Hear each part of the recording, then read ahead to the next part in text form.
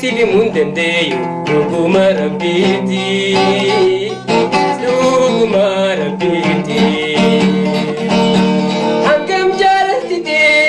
ananatti jirti hangana hangasi beekee lakkoofsatti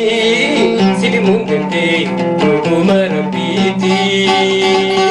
dhuguma rabbiiti bereetu caaltu hundarra jalala kan keetiin na jira bereetu caaltu hundarra jalala kan keetiin na jira kootu hin fagaatin narraa kootu hin fagaatin narraa la la la la la la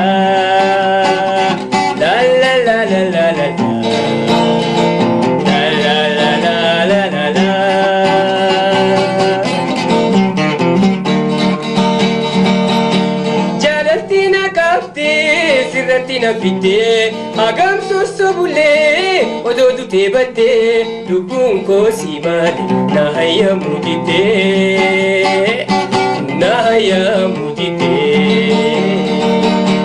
jaalattina qabdee sirratina fitte hagam sossobullee odoo dutee battee lubbuun koo si maali na hayyamu dittee na hayyamu dittee bereetu caaltu hundarra jalala kan keetiin na jira bereetu caaltu hundarra jalala kan keetiin na jira kootu hin fagaatin narraa kootu hin fagaatin narraa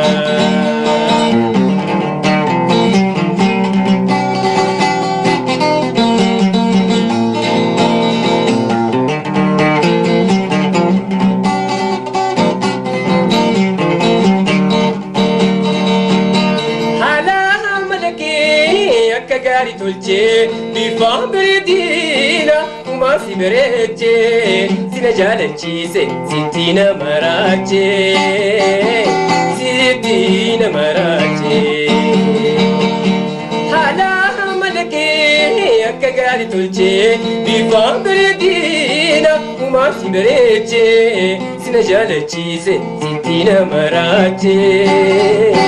sitti nama raache bereetu caaltu hundarra jalala kan keetiin na jira bereetu caaltu hundarra jalala kan keetiin na jira kootu hin fagaatin narraa kootu hin fagaatin narraa kootu hin fagaatin